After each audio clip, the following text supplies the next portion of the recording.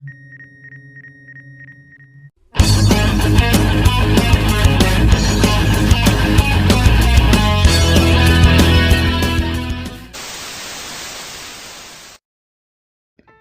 semua, selamat datang kembali di cerita No Debat. Apa kabar kalian semua? Semoga kabarnya baik-baik saja. Ya oke lah, tanpa banyak basa-basi, langsung aja kita masuk ke alur ceritanya. Mengetahui kondisi terkini situasi lembah QQ, siapa para mata-mata, dan bagaimana cara meningkatkan kultivasinya dengan cepat, Feng Xia mulai menyusun rencana dengan meminta bantuan kepada sang leluhur dan Yuning. Dia mulai bergerak untuk memulai aksinya. Di tempat lain, terlihat salah satu ketua mata-mata kerajaan Xuanwu yang berstatus diaken di lembah Kiku yang dikenal sebagai Gu Yinkai, tapi bernama asli Mo Yin, sedang berkomunikasi. Dia terlihat memberikan informasi bahwasannya orang-orang dari lembah Kiku telah menemukan celah di formasi 5 elemen dan berencana menggali jalan rahasia supaya bisa keluar. Dan tanpa basa-basi, ia pun meminta agar meningkatkan personil di perbatasan. Namun, tiba-tiba terdengar seseorang yang mengetuk pintu ruangannya. Dia pun bergegas untuk membukakan pintu. Namun, tak terlihat seseorang pun yang berada di tempat tersebut. Ia pun bertanya dan masih dalam keadaan bingung. Namun, dalam hitungan detik semuanya terungkap. Feng Xia dan Yuning yang berhasil menyelinap langsung melumpuhkannya. Dan itulah strategi mereka. Sang leluhur bertugas untuk mengalihkan perhatian agar Yuning dan Feng Xia bisa menyelinap dan memukuli para mata-mata tersebut. Dalam semalam, mereka berhasil memukuli semua mata-mata yang berada di lembah QQ. Itu juga membuat Feng Xia panen besar-besaran karena dalam semalam berhasil mengumpulkan banyak bola atribut teknik 9 jantung naga. Feng Xia memberikan tanda dengan menggunakan jurus pukulan pola surga, jurus milik sekte gerbang surga, untuk memukul para pengintai serta meninggalkan jejak misterius. Dengan bantuan Yuning, sisa kepingan teknik jantung 9 naga dapat terkumpul dalam satu malam. Dengan bimbingan sang leluhur, Feng Xia terus membuat kemajuan pada teknik jantung 9 naga. Dan keesokan harinya, kabar pun telah tersebar di aula lembah QQ. Dan terjadilah rapat dadakan yang dihadiri oleh para tetua yang membahas kejadian pemukulan yang terjadi semalam.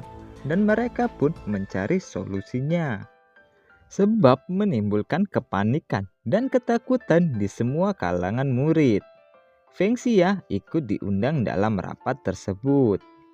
Dalam rapat tersebut, suasana tidak kondusif dan para tetua yang mempunyai masalah pribadi saling menyalahkan.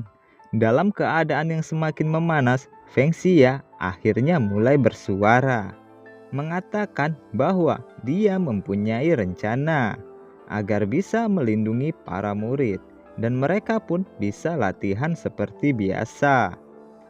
Para tetua mulai menatap ke arah Feng Xia. Namun tetua kelima, guru dari Mo Yusu, yang kurang suka dengan Feng Xia perihal muridnya yang sering dipukuli langsung merendahkannya. Namun para tetua yang pro dengan Feng Xia meminta agar Feng Xia melanjutkan apa yang akan dirancanakannya. Feng Xia melanjutkan dan mengatakan bahwa semua murid yang terkena pukulan memiliki satu tanda yang sama. Berarti pelaku dari pemukulan adalah satu orang. Untuk mengantisipasi kejadian selanjutnya, mengapa kita tidak menempatkan para murid tersebut di suatu ruangan agar kita bisa melindunginya dalam satu gerakan? Mendengar hal itu, tetua kelima mulai membantah. Para murid lembah QQ memiliki metode dan latihan yang berbeda. Mereka memerlukan waktu dan tempat khusus untuk berlatih. Bagaimana kita bisa menjamin para murid tidak keluar dari kamar? Para tetua yang lain tidak bisa membantah ucapan dari ketua kelima. Namun itu semua memang rencana dari Feng Xia. Dia pun akhirnya mengeluarkan sebuah buku teknik latihan yang bernama Teknik Jantung 8 Naga. Kalian tahu kan teknik jantung 9 naga adalah teknik penguatan fisik terkuat milik kerajaan Xuanwu. Teknikku ini berbeda dengan teknik milik kerajaan Xuanwu yang mengharuskan siapapun yang melatih teknik ini harus memiliki atau menerima darah kerajaan Xuanwu.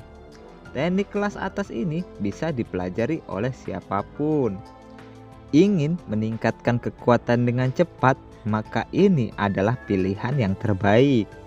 Buku ini memiliki efek yang luar biasa pada setiap orang. Aku takut kalian tidak akan menemukan untuk kedua kalinya buku ini. Buku itu, bagaimana kamu bisa membagikan buku pelatihan yang begitu bagus kepada kita? Ucap ketua kelima. Tentu saja aku tidak akan memberikannya cuma-cuma kepada kalian. Aku ingin sedikit imbalan. Salah satu tetua pun berkata, Senior Feng, apa yang kamu mau? Tidak peduli harta apa, selama lembah Qiqu memilikinya, pasti akan kami berikan. Aku tidak menginginkan harta apapun dari kalian. Hanya saja aku ingin berlatih bersama para tetua. Mendengar pernyataan itu membuat para tetua dibuat kaget. Feng Xia mulai ngelawak. Dia pun mengatakan hal yang tidak-tidak, namun membuat para tetua begitu antusias dan mempercayainya sepenuhnya. Pelatihan pun dimulai. Para tetua mulai dipukuli oleh Feng Xia sampai membuat salah satu tetua menangis, melihat dan merasakan kekejaman Feng Xia. Berkat kerjasama keenam tetua, akhirnya Feng Xia berhasil mendapatkan sisa dari teknik pedang yang ada di lembah Qiqu, yang masing-masing bernama teknik pedang gelombang penghancur bulan, teknik pedang musim gugur dan semi, serta teknik pedang pembunuh. Tidak lupa Feng Xia memberitahu bahwa teknik ini akan menimbulkan sedikit halusinasi dalam proses kultivasi. Misalkan masalah pendengaran, tidak peduli ilusi apa yang akan kalian alami, kamu hanya perlu mengucapkan kalimat ini dalam hati. Aku, Mo Yin, meminta bantuan. Aku sedang diburu oleh ranah vitality pills. Aku tidak sedang panik, karena kuda yang ia tunggangi tidak secepat milikku. Jangan lupa untuk menuliskan kalimat ini ke semua orang, sambil memberikan kertas contekan yang diiyakan oleh salah satu tetua. Keesokan harinya, lapangan pelatihan lembah Qiqu telah banyak murid yang mempraktekkan teknik tersebut, dipandu ke-6 tetua dan sedikit improvisasi dari Feng Xia. Dan akhirnya teknik jantung 8 naga dengan cepat menyebar di lembah Qiqu. Para murid mulai melafalkan apa yang diinstruksikan oleh Feng Xia, yang membuat Mo Yin dan kawan-kawan kebingungan karena mengganggunya untuk memberikan informasi terkini. Sampai saat ini, semua rencana yang telah disusun Feng Xia berjalan lancar. Sang leluhur kemudian menyarankan agar Feng Xia melakukan pelatihan selanjutnya, karena pelatihan fisik jantung 9 naga tidak akan cukup, dan meminta agar dia berlatih untuk meningkatkan kekuatan sihir. Mendengar hal itu, Feng Xia memiliki ide lagi. Kemudian ia pun bertanya kepada Yuning, seberapa jauh kamu bisa kabur ketika kamu dikejar? Setelah peningkatan, seharusnya aku bisa kabur lebih jauh daripada sebelumnya. Atau bagaimana kalau kita coba sekarang? Di perbatasan area penghalang, banyak para tetua sekte berkumpul. Mereka mulai mengeluh karena mereka telah menunggu selama 2 hari dari koordinat yang telah diberikan oleh Mo Yin, namun tidak ada hal apa-apa. Ketua sekte gerbang surga lalu meminta Sun Er untuk berkontak dengan Mo Yin. Namun ketika dicoba, Sun Er tidak dapat terhubung dan muntah darah. Si ketua pun bertanya apa yang terjadi. Sun Er menjawab, sepertinya resonansi nadi naga telah dirusak. Mendengar hal itu, membuat si ketua menamparnya dan mengatakan bahwa itu tidak mungkin terjadi. Ketua aliansi yang lain mulai berbicara, mengatakan bahwa dia tidak punya niatan untuk menyinggungmu. Kamu hanya perlu mengecek apa yang sebenarnya terjadi dengan teknik itu. Para perwakilan aliansi yang lain satu persatu mulai mengeluhkan tindakan dari ketua sekte gerbang surga dan mulai mengancam, jika kamu mencoba menipu kami, maka hal buruk bukan tidak mungkin akan terjadi. Mendengar hal-hal itu, ketuamu langsung mengaktifkan jurus nadi naga. Namun semua pun berjalan seperti apa yang direncanakan Feng Xia. Yang hanya bisa ia dapatkan adalah kata aku Moyin, meminta bantuan, dan seterusnya. Dalam kebingungan, ketuamu berkata, aku ketua sekte gerbang surga. Tolong katakan sesuatu yang lebih penting. Kemudian ada seseorang yang menjawab bahwa anaknya berada di tangannya. Jika kamu tidak ingin dia mati, cobalah untuk berguling dan bersujud. Mendengar hal itu, ketuamu naik pitam dan sangat emosi. Lanjut bertanya apa yang ia lakukan pada anaknya. Yang hanya dijawab, aku hanya membuatnya terbang dan sedikit meretakkan tengkoraknya. Ketuamu yang mendengar hal itu meminta agar anaknya dilepas. Dalam perjalanan, Feng Xia hanya menjawab, silakan, jika kau punya kemampuan ambil saja sendiri. Sang leluhur yang belum mengetahui tujuannya bertanya apa yang ia ingin lakukan. Dia ingin memberi pelajaran kepada orang-orang sekte gerbang surga tentang teknik pernapasan surga. Aku berharap tidak bertemu dengan orang seperti Mu Gongxi agar aku bisa menyelesaikan pelatihanku hari ini. Kemudian Yuning menyela dan mengatakan bahwa tenaganya sudah hampir habis. Oh ya sudah, kalau begitu mari kita berjalan saja. Akhirnya mereka pun naik ke permukaan. Namun pandangan Feng Xia dikagetkan dengan sosok gadis yang terkapar di depannya.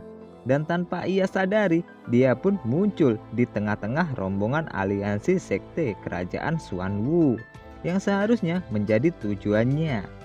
Melihat hal tersebut, ketuamu yang sedang emosi mengatakan, kamu iblis kecil, akhirnya keluar. Feng Xia dan kawan-kawan terlihat begitu kaget. Mereka semua akhirnya menoleh ke belakang dan terlihat tatapan penuh kebencian yang seakan-akan ingin sekali menguliti mereka. Sang leluhur mengatakan bahwa ia merasakan aura dari ranah Dotai. Feng Xia panik dan meminta Yuning segera kabur. Namun ia kehabisan energi dan membutuhkan makanan untuk memulihkannya, yang dibarengi dengan serangan yang dilancarkan oleh ketuamu yang langsung menghantam ke arah mereka. Kepulan asap tebal menyelimuti area tersebut. Dengan sombong mengatakan, kali ini bisakah kalian menghindari dampak dari seranganku? Untungnya Feng Xia dan kawan-kawan berhasil menghindari serangan yang begitu kuat. Yuning merasakan ada sesuatu yang enak dari orang kuat yang berada di hadapannya. Dia berkata, jika dia kenyang maka ia bisa kabur dari tempat tersebut. Leluhur mengingatkan bahwa orang di hadapannya berada di ranah Dotai. Tidak mungkin kalian bisa mengalahkannya. Namun Feng Xia yang begitu licik dan jenius langsung memiliki rencana dan memulai membisikkan sesuatu kepada sang leluhur dan Yuning. Tanpa basa-basi, mereka pun langsung maju seperti apa yang diinstruksikan oleh Feng Xia. Dengan arogan, Feng Xia mulai memprovokasi ketua sekte gerbang surga. Banyak bacot, si ketua mulai merilis serangan. Feng Xia tidak mau kalah, dia pun ikut merilis serangan. Teknik pernapasan surga, pukulan bunga teratai. Serangan dari Feng Xia telak mengenai muka si ketua. Namun dia terkejut karena serangannya tidak bisa menyentuhnya sama sekali. Si ketua membalasnya dengan tinju yang membuat Feng Xia dadanya seperti berlobang. Akibat serangan tersebut, tidak memberi napas, serangan kedua dilancarkan. Feng Xia yang tidak mungkin menghindari, dia pun mencoba mengadu serangan tersebut. Mereka pun akhirnya beradu pukulan. Feng Xia yang berada ranahnya jauh di bawah si ketua merasa tangan kanannya seperti mati rasa. Dengan rasa bangga, si ketua menertawai Feng Xia yang menganggapnya begitu sombong dan sembrono, yang mencoba mengalahkannya di ranah rendahan. Namun dia tidak menyadari sesosok bayangan hitam muncul di belakangnya dan melesatkan serangan kejutan yang mampu menggores pipi dari ketua itu. Ketuamu merasa sedikit aneh. Apa? Hanya satu goresan? Energi dalam tubuhku merasa melemah. Racun apa ini? Kenapa aku tidak pernah dengar? Yang dibarengi dengan sang leluhur yang mengambil kantong penyimpanannya. Dalam keadaan yang tidak menguntungkan, si ketua meminta agar mereka mengatakan apa yang sebenarnya terjadi. Apa kamu belum sadar? Sebenarnya aku cuma pengalih. Dan rencana yang kususun berjalan mulus. Membuat ekspresi si ketua begitu kaget. Sang leluhur lanjut memeriksa isi kantong tersebut dan langsung memberikannya kepada Yuning untuk dimakan. Feng Xia yang sadar waktunya terbatas meminta Yuning segera menyerapnya. Ketua gerbang surga, aku minta maaf karena hanya bisa membunuhmu dalam keadaan terlemah. Sembari merilis sebuah jurus, di luar asap terlihat para aliansi yang menggumamkan apa yang dilakukan oleh ketuamu, kenapa belum menyelesaikannya. Karena secara logika sangat mudah mengalahkan Feng Xia dan kawan-kawan dengan ranah yang dimiliki oleh si ketuamu. Tiba-tiba pun sesosok bayangan nampak keluar dari kepulan asap tebal. Lihat, ketuamu akhirnya keluar. Hahaha, Pak Tua ini sudah di alam lain. Kenapa kalian tidak mengikutinya? Para aliansi dibuat kaget dan tidak percaya dengan apa yang mereka lihat. Hahaha, itu benar. Aku generasi pertama lembah QQ, Cao Hai Seng. Mustahil, teriak seseorang ketua. Dia sudah mati 700 tahun yang lalu. Orang yang berada di ranah Vitality Pills juga pasti berubah jadi abu. Tidak mungkin dia kembali ke dunia ini. Siapa yang bilang aku hanya di ranah Vitality Pills biasa? Sembari menunjukkan semua teknik berpedang lembah QQ. Apa? Gambaran teknik berpedang yang sangat jelas. Gambaran ini adalah sesuatu yang tidak mungkin dilakukan oleh orang-orang lembah QQ di era ini. Jadi semuanya beristirahatlah dengan tenang di alam lain, sembari melepaskan sebuah jurus yang amat dahsyat. Mereka semua yang akan terkena serangan berteriak dan memejamkan mata, seakan-akan pasrah dengan apa yang akan terjadi. Dan mereka mulai membuka mata dan dalam kepanikan serta kebingungan mulai berkata, tidak terjadi apa-apa. Salah seorang berkata, apa aku masih hidup? Apa kita semua telah ditipu? Ketuamu akhirnya mulai tersadar dan mengatakan bahwa mereka semua telah ditipu oleh bocah tersebut. 3 jam kemudian di lautan kesadaran Feng Xia, dia mengatakan bahwa ternyata bapaknya jauh lebih kuat daripada anaknya. Aku bisa mengumpulkan semua kepingan pola teknik pernapasan surga dalam satu kali gerakan. Bermanfaat, sungguh bermanfaat, ucap Feng Xia puas. Tidak sampai di situ, matanya kemudian tertuju pada drop item lain yang membuatnya ada sesuatu yang menarik dengan bola atribut tersebut yang bernama kontrak budak tidak lengkap. Dan kita akan lanjut di part selanjutnya. Salam cerita no debat.